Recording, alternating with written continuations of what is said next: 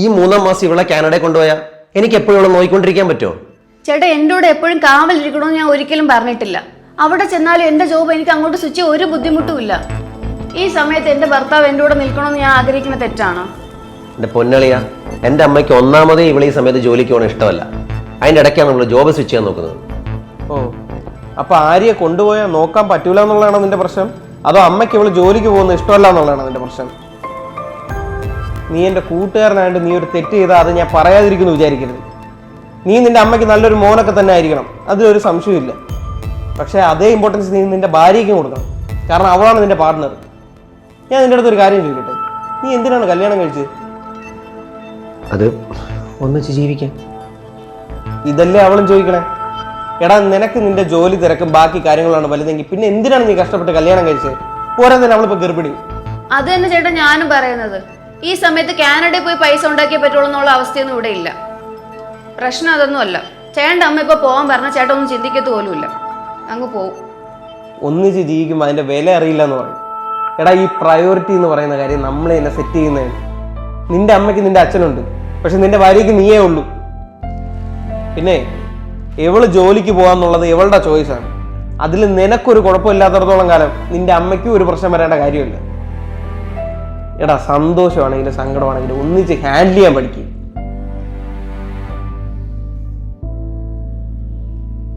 കണ്ടല്ലോ, ഇതാണ് ഞാനൊരു ഫെമിനിസ്റ്റാണ്. പുരുഷന്മാരുടെ ഭാഗത്ത് മാത്രമല്ല സ്ത്രീകളുടെ ഭാഗത്ത് ഞാൻ ചിന്തിക്കും. ഒരു റിലേഷൻഷിപ്പിൽ മ്യൂച്വൽ റെസ്പെക്റ്റും അക്സെപ്റ്റൻസും വേണമെന്നാണ് ഞാൻ ചിന്തിക്കുന്നത്. അപ്പോൾ എനിക്കൊരു കല്യാണമായി കഴിഞ്ഞാൽ ഞാൻ ഇങ്ങനെയൊക്കെ ആയിരിക്കുമെന്നല്ലേ? ഇങ്ങനെയുള്ള നാറികളെ ജാമ്യം കിട്ടാത്ത രീതിക്ക് പൂട്ടി അകത്താക്കണം. എടാ, ആ പെൺകുട്ടിക്ക് ഉണ്ടായ അനുഭവം ഇനി ഒരു പെൺകുട്ടിക്ക് ഉണ്ടാവരുത്. ഈ വിനയ നിയമത്തിന്റെ ഏത് അറ്റം വരെ പോയിട്ടാണെങ്കിലും ആ കുട്ടിക്ക് നീതി മേടിച്ചു കൊടുത്തിരിക്കും. നീതി പോറല്ലോ എന്നല്ലടാ. നീ എന്താണ് വിളിച്ചിരിക്കുന്നത്?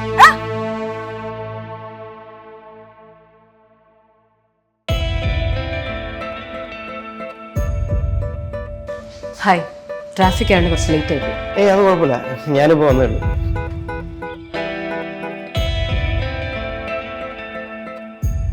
വിനയ ഇന്നലെ അപ്ലോഡ് ചെയ്ത വീഡിയോ ഞാൻ കണ്ടുകൊണ്ടിരിക്കുകയായിരുന്നു. എന്താ കേസ്?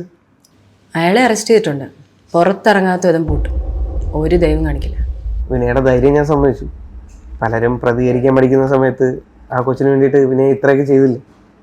സത്യത്തിൽ എനിക്ക് ഈ ധൈര്യമാണ് ആദ്യം ഇഷ്ടപ്പെട്ടത്. താങ്ക്സ്.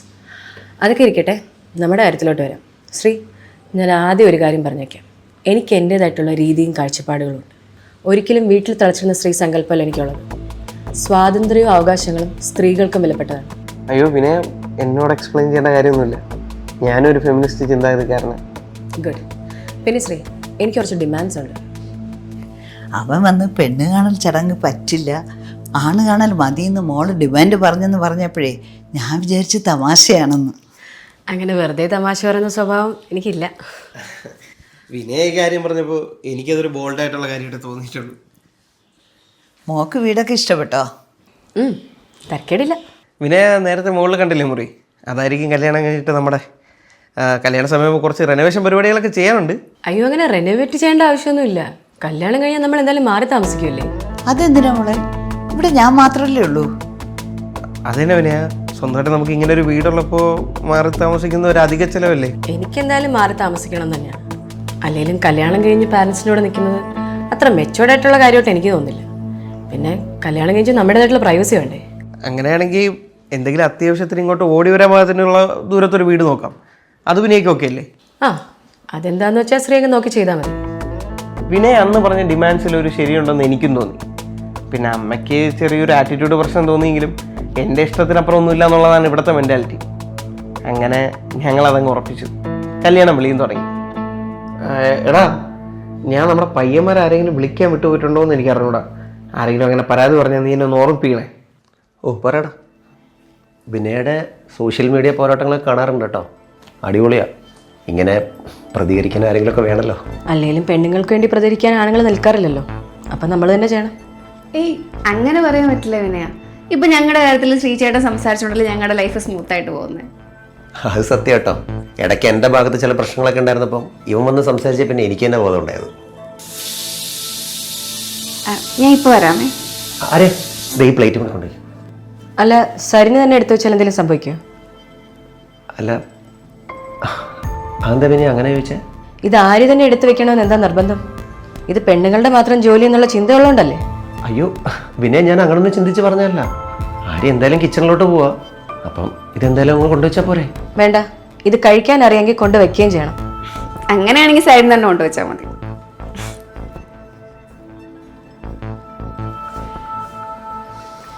അതെ, ഞാൻ ഒന്ന് കിച്ചണിൽ പോയിട്ട് വരാം.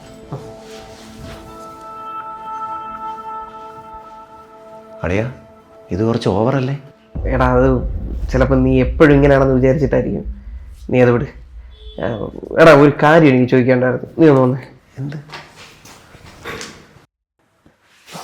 എടാ, എനിക്ക് എൻ്റെ വഞ്ചൂരുള്ള ആ പ്ലോട്ട് ഒന്ന് വിൽക്കണമെന്നുണ്ട്.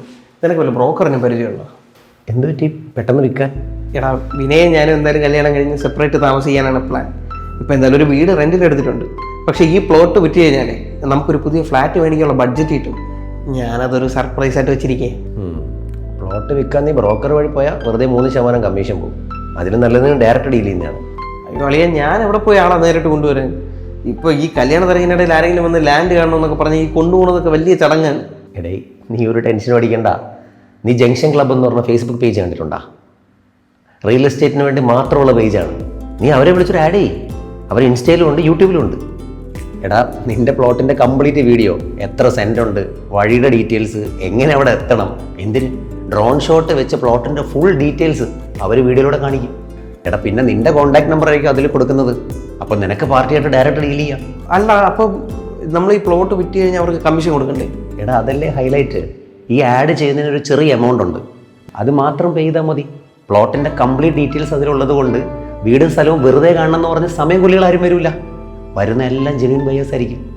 അളിയ, കഴിഞ്ഞ 6 മാസത്തിനിടയിൽ തിരുവനന്തപുരത്തും കൊല്ലത്തുമായിട്ട് ഇവർ ഏകദേശം 600 പ്രോപ്പർട്ടീസ് സെയിൽ ചെയ്തിട്ടുണ്ട്. സംഭവം കൊള്ളാം. അപ്പോൾ അളിയ, ഫ്ലാറ്റ് വാങ്ങണമെങ്കിൽ ഞാൻ ഇവിടെ തന്നെ നോക്കിയാൽ മതിയില്ലേ?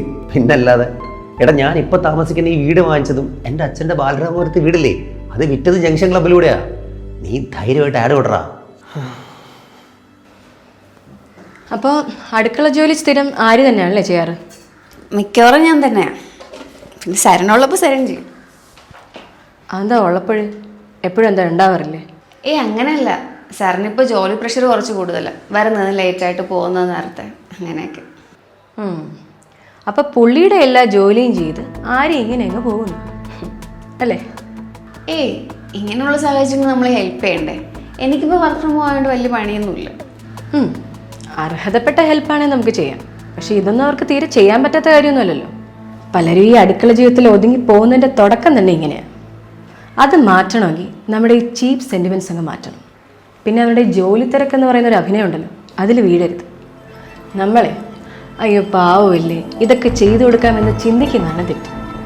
ആരും ഇപ്പം സരിനോട് പ്ലേറ്റ് കൊണ്ടുവയ്ക്കാൻ പറഞ്ഞില്ലേ, അവിടെ ഒരു മാറ്റം സംഭവിക്കുന്നുണ്ട്. ആരും ശ്രദ്ധിച്ചാൽ മതി, മനസ്സിലാവും. ആര്യക്ക് എന്തെങ്കിലും ഫാമിലി ടിപ്സ് വേണമെങ്കിൽ എന്നെ വിളിച്ചാൽ മതി. സ്ത്രീകൾ അങ്ങനെ താഴുന്നത് എനിക്കിഷ്ടമല്ല. വിനയ, നമുക്ക് ഇറങ്ങാം. പോട്ടെ എന്നാ, ശരി.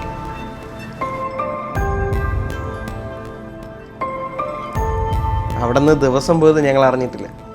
കല്യാണ ചടങ്ങൊക്കെ ഭംഗിയായിട്ട് നടന്നു. ഞങ്ങൾ രണ്ടുപേരും ഒരു വാടക വീട്ടിലോട്ട് താമസവും മാറി. ഏകദേശം 1 മാസം കഴിഞ്ഞ് ഞാൻ വിനയ്ക്ക് ഒരു സർപ്രൈസ് കൊടുക്കാൻ വേണ്ടി ചെന്നു. ആരോട് ചോദിച്ചിട്ടാണ് സ്ഥലം വിറ്റ് ഫ്ലാറ്റ് മേടിക്കാൻ സ്ത്രീ തീരുമാനിച്ചത്? എന്നോടൊരു വാക്ക് ചോദിക്കാൻ തീരുമാനം എടുത്താൽ ഈ വീട്ടിൽ എവിടെയാണ് ഇക്വാലിറ്റി? അയ്യോ വിനയ, ഞാനൊരു സർപ്രൈസ്. ഈ വക കാര്യങ്ങൾ ഒറ്റയ്ക്ക് തീരുമാനിച്ചിട്ടെ സർപ്രൈസ് എന്നൊരു പേരിട്ട് വിളിക്കല്ലേ ശ്രീ. എന്റെ ഇഷ്ടങ്ങൾ നോക്കേണ്ടത് വളരെ ഇമ്പോർട്ടന്റ് ആണ്. ശരി പോട്ടെ, വിനയ്ക്ക് ഈ ഫ്ലാറ്റ് ഇഷ്ടപ്പെട്ടില്ലെങ്കിൽ വിനയ്ക്ക് ഇഷ്ടപ്പെട്ട പോലെ ഒരു ഫ്ലാറ്റ് നമുക്ക് നോക്കാം, പോരെ? എന്റെ പൊന്നു പെണങ്ങല്ലേ, ഒന്ന് വിടന്നേ. ഇത് നേരത്തെ പറഞ്ഞെങ്കിലേ എൻ്റെ ഫ്രണ്ട് ഒരു ലക്ഷറി ഫ്ലാറ്റ് പ്രൊജക്റ്റിൽ അഡ്വാൻസ് കൊടുത്തിട്ടുണ്ടായിരുന്നു. നമുക്കും അത് തന്നെ എടുക്കായിരുന്നു. അയ്യോ, ലക്ഷറിക്കൊന്നും നമ്മുടെ ബഡ്ജറ്റ് തികയൂല. മാക്സിമം നമുക്കൊരു 2 BHK ഒക്കെ അഫോർഡ് ചെയ്യാൻ പറ്റും. അത് പോരെ? ശ്രീ, എന്തായാലും നമ്മൾ വാങ്ങാൻ തീരുമാനിച്ചു. അപ്പൊ നമ്മൾ ആഗ്രഹിക്കുന്നത് തന്നെ വാങ്ങണം. ചുമ്മാ അതില്ല ഇതില്ല എന്നൊക്കെ പറഞ്ഞാലേ ലൈഫിൽ നമ്മൾ വളരില്ല. അങ്ങനെയാണെങ്കിൽ നമുക്കിതിൽ ചെയ്യാൻ പറ്റുന്ന ഒരു കാര്യമുണ്ട്. നമ്മുടെ കയ്യിൽ ഇപ്പോൾ ഉള്ള ബഡ്ജറ്റ് നമുക്ക് ഈ പറയുന്ന ലക്ഷറി പ്രോജക്റ്റിൽ വേണമെങ്കിൽ അഡ്വാൻസ് ചെയ്യാം. ബാക്കി വരുന്ന എമൗണ്ട് നമുക്കൊരു ഹോം ലോൺ എടുക്കാം. ഇതിപ്പോൾ നമുക്ക് 2 പേർക്കും കൂടെ അടച്ചു കഴിഞ്ഞാൽ വലുതായിട്ട് ടൈറ്റ് ആവുകയില്ല. ഓക്കെ ആണോ? ആര് 2 പേരും വാങ്ങിച്ചാൽ ടൈറ്റ് ആവില്ലെന്ന്? നമ്മൾ 2 പേരും, അല്ലാതെ വേറെ ആരടയ്ക്കാൻ? Very sorry. കുറച്ചു മുൻപ് എന്താ പറഞ്ഞേ? ഇത് എനിക്ക് വേണ്ടിയുള്ള സർപ്രൈസ് എന്നല്ലേ? അപ്പൊ ഞാനും കൂടെ ലോൺ അടയ്ക്കുന്നത് നടക്കത്തില്ല. എന്നെ ഇതിൽ ഉൾപ്പെടുത്തണ്ട. ഫെമിനിസ്റ്റ് ചിന്താഗതിയുള്ള ഒരാളാണ് വിനയ എന്ന് വിശ്വസിച്ചിരുന്ന എനിക്ക് അതൊരു വലിയ ഷോക്കായിരുന്നു. പക്ഷെ അത് പിന്നീട് അങ്ങോട്ട് കിട്ടാനുള്ള ഷോക്കുകളുടെ ഒരു ട്രെയിലറായിരുന്നു എന്നുള്ളത് പിന്നെയാണ് മനസ്സിലായത്. വാടക ഷെയർ ഞാൻ തരണോ? ഇതൊക്കെ ഒരു ഹസ്ബൻഡിന്റെ ഉത്തരവാദിത്വമാണ്. ഇതൊന്നും ചെയ്യാൻ പറ്റില്ല. എന്തിനാണ് കല്യാണം കഴിക്കുന്നത്? ശ്രീയുടെ അമ്മ എപ്പോഴും ജോലി ചെയ്യുന്നതുകൊണ്ട് മാസം ചെലവിന് കൊടുക്കേണ്ട ആവശ്യമൊന്നുമില്ലല്ലോ. എന്റെ പാരന്റ്സിന് മാസം ചെറിയ എമൗണ്ട് ഞാൻ കൊടുക്കുന്നുണ്ട്. സോ അതിന് ശ്രീ ഷെയർ ഇടണം. ശ്രീക്ക് വിശക്കുമ്പോൾ എന്തെങ്കിലും ഉണ്ടാക്കി അടുക്കള കിടക്കുന്നവളല്ല ഞാൻ. ഇഫ് യു വാണ്ട് സംതിങ് എന്തെങ്കിലും ഓർഡർ ചെയ്ത് കഴിക്കണം. അല്ലാണ്ട് ഞാൻ അടുക്കള കയറുമെന്ന് വിചാരിക്കണ്ട. കുറച്ച് മാസം ഒറ്റയ്ക്ക് കുക്ക് ചെയ്തപ്പോൾ അങ്ങ് മടുത്തല്ലേ? അപ്പൊ ഞങ്ങൾ സ്ത്രീകൾ, നിങ്ങൾ ആൺവർഗം എത്ര കാലമാണ് അടുക്കള അടച്ചിട്ടത്? ശ്രീയുടെ അമ്മയ്ക്ക് വൈകി സ്ത്രീ അവിടെ ചെന്ന് നിൽക്കേ, ഹോം നേഴ്സിനെ വെക്കേ, എനിക്കറിയേണ്ട കാര്യമില്ല. ഇവിടെ എന്റെ പാരന്റ്സിന് വൈകി ഞാൻ പോവാറില്ല. അപ്പോഴാണ് ഇതൊക്കെ കാണുമ്പോൾ ചിലർക്കെങ്കിലും തമാശയായിട്ട് തോന്നുന്നുണ്ടാവുമല്ലേ? പക്ഷെ സ്വന്തം ജീവിതത്തിൽ ഇതൊക്കെ അനുഭവിക്കേണ്ടി വന്നാൽ എങ്ങനെ ഉണ്ടായിരിക്കും ചിന്തിച്ചിട്ടുണ്ടോ? എന്നാൽ ഇതിനപ്പുറം ടോക്സിസിറ്റി അനുഭവിക്കുന്ന ആണുങ്ങൾ ഈ സൊസൈറ്റിയിലുണ്ട്. പിന്നെ ഞങ്ങളുടെ കാര്യത്തിൽ അത് ഓരോ ദിവസം കഴിയും തോറും പ്രശ്നങ്ങൾ വഷളായിക്കൊണ്ടേയിരുന്നു. ചിലപ്പോ 3 ദിവസമൊന്നല്ല, 1 മാസം കഴിഞ്ഞ് വന്നിരിക്കും. ഞാൻ എവിടെ പോകുന്നു, എന്ത് ചെയ്യുന്നു എന്നൊന്നും പറഞ്ഞിട്ട് പോകേണ്ട ആവശ്യം പോലും എനിക്കില്ല. അത് സ്ത്രീ സ്വാതന്ത്ര്യമാണ്. പിന്നെ എൻ്റെ അടുത്ത് ചോദിച്ചിട്ടേ പോകാവുന്നോ അല്ലെ പോകരുതെന്നോ അല്ല ഞാൻ പറഞ്ഞത്. ഒറ്റയടിക്ക് 3 ദിവസമായിട്ട് ആളെ കാണുന്നില്ല, വിളിച്ചാൽ റെസ്പോണ്ട് ചെയ്യുന്നില്ല. അപ്പൊ പിന്നെ ടെൻഷൻ ആവൂലേ? എന്തിന്? എന്നെ ഓർത്ത് ആരും ടെൻഷൻ അടിക്കണ്ട. എന്നെ ആരും തട്ടിക്കൊണ്ട് പോകാനും പോകുന്നില്ല. എനിക്കറിയാം എന്ത് ചെയ്യണമെന്ന്. ശ്രീ, എന്റെ അടുത്ത് കയറി ഒത്തിരി ഭരിക്കാൻ നിൽക്കല്ലേ. പിന്നെ ഞാൻ ആകെ പ്രാന്ത് പിടിച്ചാണ് ഇരിക്കുന്നത് നിന്റെ പെരുമാറ്റത്തിൽ. ഞാൻ എൻ്റെ പരമാവധി കൺട്രോൾ ചെയ്ത് പൊക്കോണ്ടിരിക്കുകയാണ്. എടി, ഒരു കുടുംബമായിട്ട് ജീവിക്കുമ്പോൾ ആ പാർട്ട്ണറിനെ ഒരു മനുഷ്യനായിട്ടെങ്കിലും പരിഗണിക്കാൻ പഠിക്കും. അല്ലാതെ എല്ലാത്തിനും സ്ത്രീ സ്വാതന്ത്ര്യം എന്ന് പറഞ്ഞുകൊണ്ടിരിക്കാതെ. നിർത്ത്. എങ്ങോട്ട് കയറി പോവാ? മേലാൽ എന്നോട് ഇങ്ങനെ സംസാരിക്കാൻ നിൽക്കരുത്. സ്ത്രീ സ്വാതന്ത്ര്യത്തെ കുറിച്ച് എന്നെ പഠിപ്പിക്കാൻ നോക്കുന്ന എടോ, തനിക്ക് എന്റെ കൂടെ ജീവിക്കാൻ പറ്റില്ലെങ്കിൽ ഡിവോഴ്സ് ചെയ്ത് പോവാൻ നോക്ക്. പിന്നെ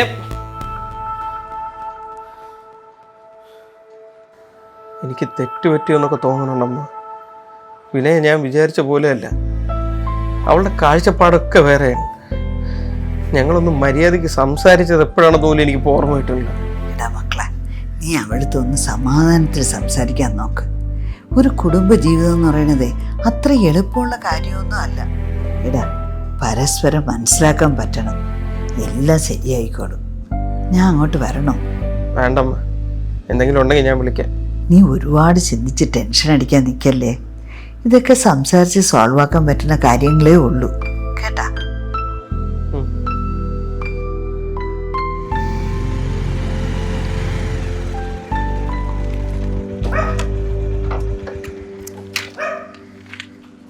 എന്താ അത്യാവശ്യമായിട്ട് കാണണമെന്ന് പറഞ്ഞേ? അളിയ ആരും ഇപ്പം പഴയ പോലൊന്നും അല്ല. ഒന്ന് പറഞ്ഞ രണ്ടിന് ഡിവോഴ്സ് വേണമെന്ന് പറഞ്ഞ ടോർച്ചർ ചെയ്യുന്നതാണ്. എന്റെ പെണ്ണുങ്ങൾക്ക് നൈറ്റ് ഷിഫ്റ്റിൽ വർക്ക് ചെയ്തൂടെ? അത് US ടൈമിൽ വർക്ക് ചെയ്ത നിങ്ങളെ കാലം സാലറിയോടുള്ള പേടി ഉണ്ടാണോ? നീ എന്തൊക്കെ പിച്ചുമ്പോ ഈ പറയുന്നേ? പ്രഗ്നൻസി ടൈമിൽ വെറുതെ സ്ട്രെയിൻ എടുക്കണമെന്ന് വെച്ച് പറഞ്ഞല്ലേ? ഓ, അപ്പൊ ഞാൻ ഒരു സ്ട്രെയിനും എടുക്കാതെ ജോലിയെ രാജിവെച്ച് ഇവിടെ ഇരുന്നാൽ നിങ്ങൾക്ക് നിങ്ങളുടെ അമ്മയ്ക്ക് സന്തോഷമാവുമായിരിക്കും. അവർക്കല്ലേ ഇപ്പം സ്ഥിരമായിട്ട് അടുക്കള കയറുന്നത് പിടിക്കണമെന്ന് എനിക്കറിയാം. നിനക്ക് എന്തിന്റെ പ്രശ്നമാണ് ആര്യ? നിന്റെ ഈ ടൈപ്പ് സംസാരം സഹിക്കാൻ പറ്റാത്തതുകൊണ്ടാണ് ആ പാവം എന്നെ പോലും കാണാൻ ഇങ്ങോട്ട് വരാത്തത്. അത്രയ്ക്ക് എന്നെ സഹിക്കാൻ പറ്റുന്നില്ലെങ്കിലേ ഞാൻ കുറച്ച് ദിവസമായിട്ട് എടുത്തു വെച്ചിരുന്ന ഡിവോഴ്സ് പേപ്പർ എനിക്ക് ഒപ്പിട്ടതാ. എനിക്ക് എന്റെ സ്വന്തം കാര്യം നിൽക്കാൻ അറിയാം.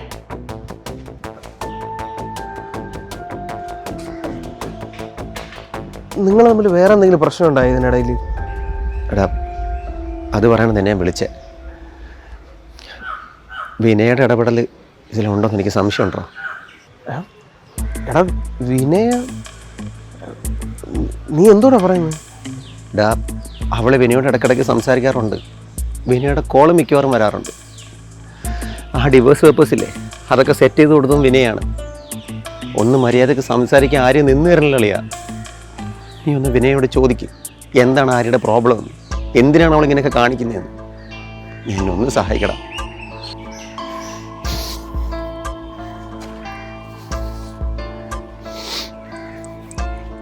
നമസ്കാരം.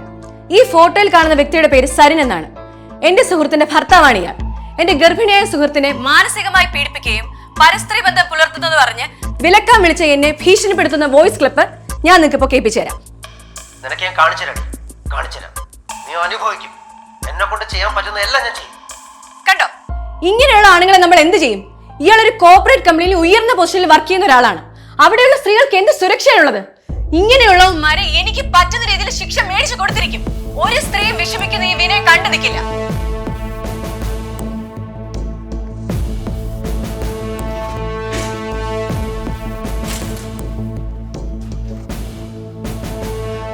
ആര്യ, നീ എന്ത് ചെറ്റത്തരമാണ് വിനയെ കാണിച്ച്? സരിനെ പറ്റി എന്തിനാ ഇല്ലാത്ത കള്ളങ്ങൾ പറഞ്ഞത്? ഇടി മണ്ടി, ഇതാണ് നിന്റെ കുഴപ്പം. ഇടി, ഞാൻ ഈ വീഡിയോ ഇട്ടത് കൊണ്ട് നിനക്ക് എന്തൊക്കെ ഗുണങ്ങളുണ്ടെന്ന് നീ ആലോചിച്ച് നോക്ക്. ഇത് കാരണം എന്ത് ഗുണം ഉണ്ടാവുന്നു? ഇടി, ഈ വീഡിയോ കാരണം പുറത്തൊരു മനുഷ്യനും സരിനെ അടുപ്പിക്കത്തില്ല. നീ മാത്രമായിരിക്കും അവന്റെ ലോകം.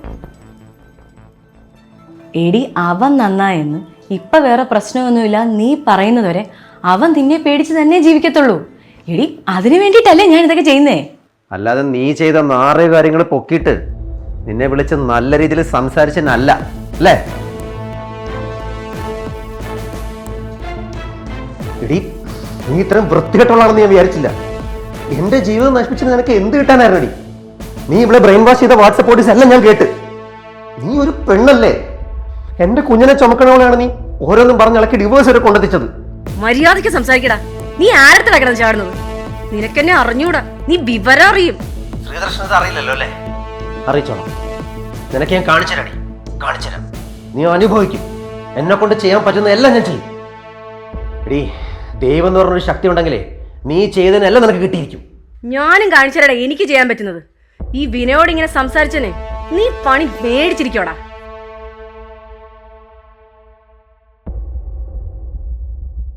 ആണുങ്ങൾ എപ്പോഴും ഒന്ന് വരണ്ട് വേണം നമ്മുടെ കൂടെ ജീവിക്കാനെന്ന് നീ പറഞ്ഞിട്ടല്ലേ എന്നെ കൊണ്ട് ഓരോന്ന് ചെയ്യിപ്പിച്ചത്?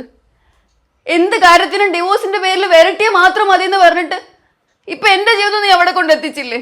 ആര്യക്ക് ഇത് പറയാൻ നാണോ ഇല്ലേ? ഇവൾ ഇത്രയും ടോക്സിസിറ്റി നിന്റെ തലയിൽ കെട്ടി തന്നപ്പോ നീ വെറും പാവെ പോലെ അവർക്ക് നിന്നു കൊടുത്തു.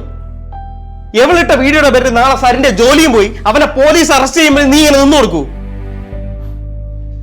നീ സ്വയം വിളിക്കുന്ന ഒരു പേരുണ്ടല്ലോ, ഫെമിനിസ്റ്റ് എന്ന്. നീ വെറും സ്യൂഡോ ഫെമിനിസ്റ്റ് ആണ്. ആണുങ്ങൾ എന്ന വർഗം പെണ്ണുങ്ങൾക്ക് താഴെയാണെന്ന് ചിന്തിക്കുന്ന, അതിനെന്ത് നാറിയ പ്രവൃത്തി ചെയ്തു അവരെ നശിപ്പിക്കാന്ന് ചിന്തിക്കുന്ന വർഗം. എടി, നിനക്ക് യഥാർത്ഥ ഫെമിനിസം എന്താണെന്നെങ്കിലും അറിയാമോ? ശ്രീ, സൂക്ഷിച്ച് സംസാരിക്കണം. ഇതിൽ കൂടുതൽ ഞാൻ എന്തോന്ന് സൂക്ഷിച്ച് സംസാരിക്കാൻ? എടി, നിന്റെ അടുത്ത് എന്ത് റെസ്പെക്ട് സ്നേഹം തോന്നിയിട്ടാണ് ഞാൻ ഈ കല്യാണത്തിന് അപ്രോച്ച് ചെയ്തതെന്ന് അറിയാമോ? അതിലൊക്കെ എനിക്കിപ്പോ എന്റെ അടുത്ത് സ്വയം അറപ്പ് തോന്നുന്നുണ്ട്. എടി, ഈ നിൽക്കുന്നവന്റെ ജീവിതം നീ നശിപ്പിച്ചതും പോരാഞ്ഞിട്ട് ഇവന്റെ ഫോട്ടോ വെച്ച് നീ ഒരു വീഡിയോ പടച്ചിറക്കിയല്ലോ, ഇല്ലാത്ത കള്ളങ്ങൾ മൊത്തം പറഞ്ഞിട്ട്. ഇതേ കാര്യം നീ ചെയ്യുന്ന ചെറ്റത്തരങ്ങൾ നിന്റെ ഫോട്ടോ വെച്ചിട്ട് ഞാനൊരു വീഡിയോ ഇറക്കട്ടെ? പക്ഷെ നിനക്കത് എളുപ്പമാവൂല്ലേ? സ്ത്രീത്വത്തിന് അപമാനിച്ചു എന്ന് പറഞ്ഞിട്ട് എന്നെ പിടിച്ച് അകത്തിടാം. എന്നിട്ട് അവള് പറഞ്ഞുകൊണ്ട് നടക്കുന്ന മൊത്തം ഫെമിനിസം, ഇക്വാലിറ്റി. എടി, ഇതൊക്കെ പറയാൻ നിനക്ക് എന്ത് അർഹതയുണ്ട്? നീ കാണിക്കുന്നതൊക്കെ വെറും പുരുഷ വിദ്വേഷമാണ്. പിന്നെ ഫേക്ക് ഫെമിനിസം. ഇനിയെങ്കിലും അടുത്തവരുടെ ജീവിതം തുലയ്ക്കാതെ മാന്യമായിട്ട് ജീവിക്കാൻ നോക്കടി. പിന്നെ എവന്റെ പേരിൽ പറഞ്ഞ കള്ളത്തരങ്ങളൊക്കെ നീ ഇതുപോലൊരു വീഡിയോ ചെയ്ത് അതിൽ നീ വന്ന് നിന്റെ വാ കൊണ്ട് തന്നെ ഇതെല്ലാം കള്ളമാണെന്ന് പറയും. അതിലാരെയെ സംസാരിക്കും? നിങ്ങൾ രണ്ടുപേരും പരസ്യമായിട്ട് മാപ്പും പറയും. ഇല്ലെങ്കിൽ നീ ചെയ്തതിന്റെ ഒക്കെ എല്ലാ തെളിവും വെച്ച് ഞാൻ തന്നെ നിന്റെ പേരിൽ കേസ് കൊടുക്കും. ഇത്രയൊക്കെ ചെയ്ത് എന്റെ ജീവിതം നശിപ്പിച്ചിട്ട് ഇനി നീ ആ വീഡിയോ ചെയ്യൂലെന്നാണെങ്കിൽ നിന്നെ കൊണ്ട് ഞാനത് ചെയ്യിപ്പിക്കും.